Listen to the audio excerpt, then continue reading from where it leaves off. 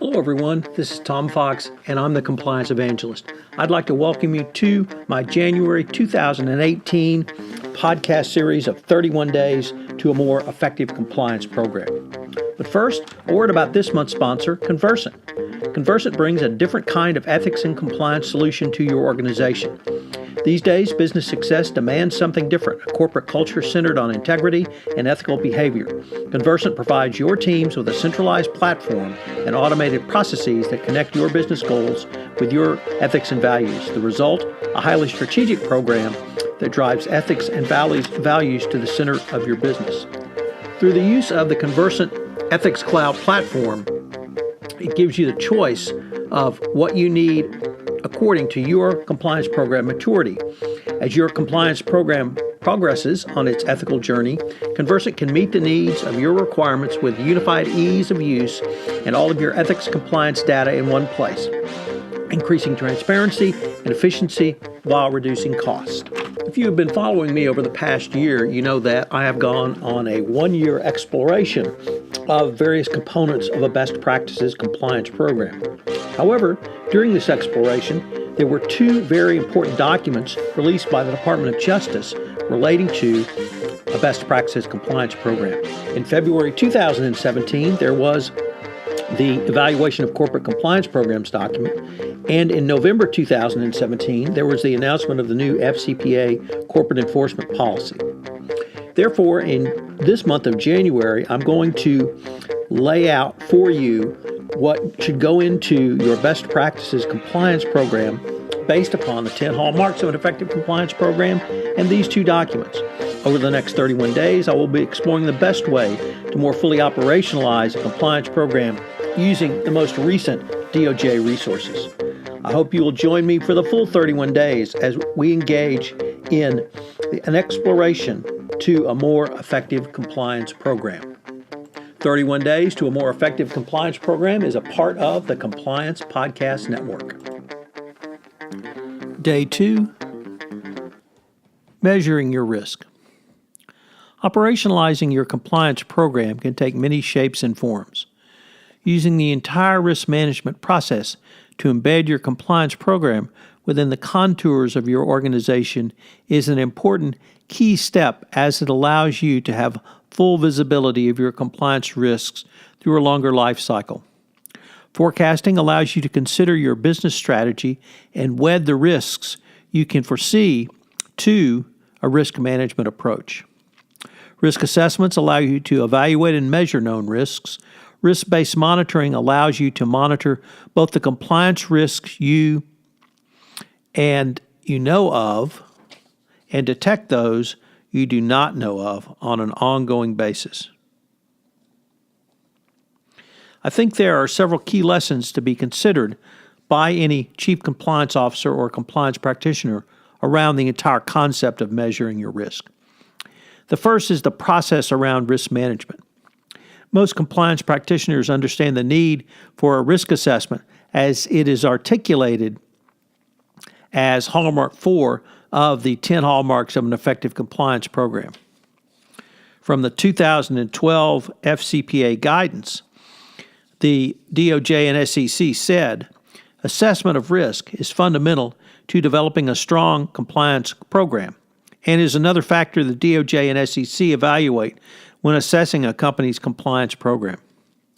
In addition to the business case, the 2012 FCPA guidance also specified the enforcement reasons for performing a risk assessment.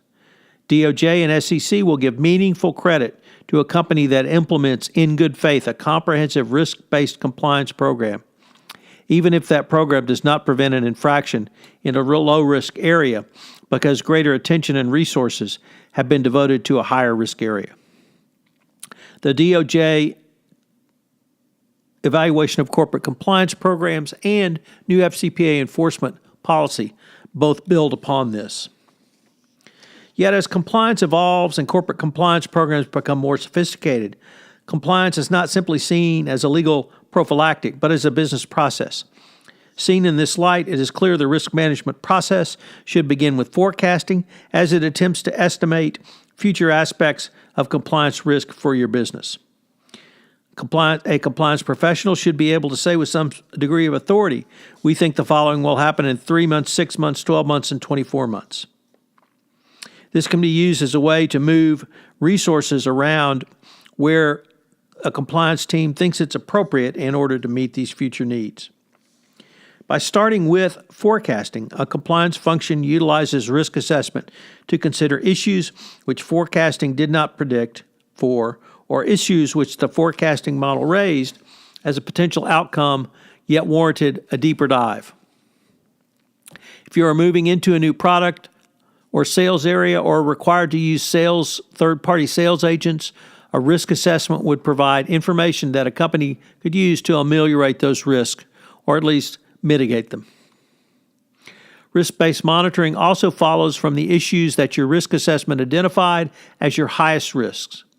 Risk-based monitoring tends to look at things on an ongoing basis, and the models that are behind risk-based modeling, they're continuously refined based upon incoming data. All of these tools tie back into the risk management process and process improvement. There's always a balance between what is actually important for a business for proper execution versus what's going on in the entire process.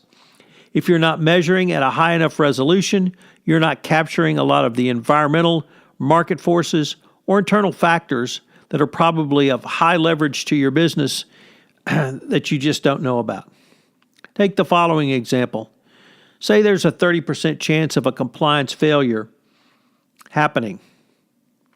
If you knew this in advance, a board of directors or executive leadership team probably anywhere in the world would say, well, we have to act now. That's where the rubber meets the road, and you've got to forecast and have a contingency in place. A lot of times, there isn't that level of forecasting done in advance to say, we think there's a 30% chance of a compliance failure occurring. Therefore, we do not need a strong contingency plan, but we should expect to have to use it in Q2. It's right there sitting on everyone's dashboard all the time. In other words, as Jay Martin, the Chief Compliance Officer at Baker Hughes, a GE company, continually reminds us, it all comes down to execution. This means you have to use the risk management tools available to you, and when a situation arises, you must remediate when required. This is not only where the rubber meets the road, but the information and data you garner in the execution phase should be fed back into a process loop. From this, you will develop continuous feedback and continuous improvement. I've gone through this in some detail to emphasize the business process nature that compliance has evolved into as a corporate discipline.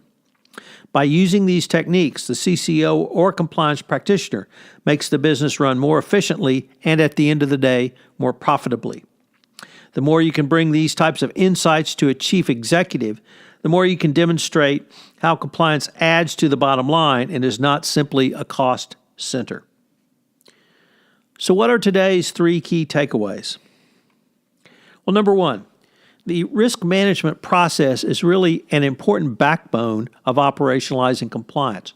We're going to talk about written standards, codes of conduct, policies and procedures, and internal controls in later podcasts.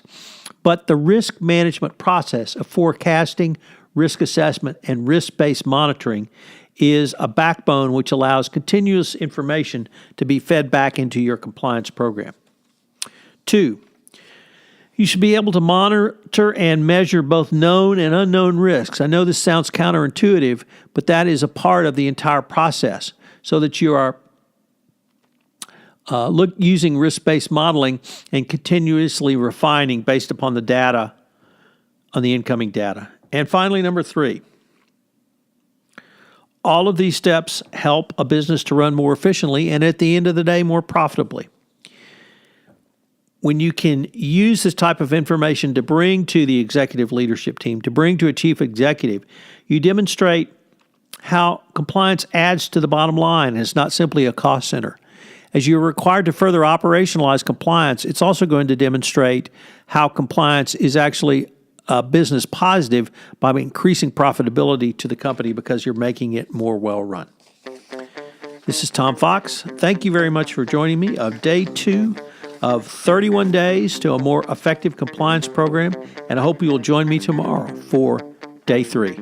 This is Tom Fox again. Thank you for listening to this episode of 31 Days to a More Effective Compliance Program, sponsored by Conversant. I hope you will join me tomorrow and indeed for the entire 31 days in January, while I will be exploring the best way to more fully operationalize your compliance program using the most recent resources the Department of Justice has communicated to us, the evaluation of corporate compliance programs, and the new FCPA corporate enforcement policy. This is Tom Fox. Thank you again for listening. 31 Days to a More Effective Compliance Program is a part of the Compliance Podcast Network.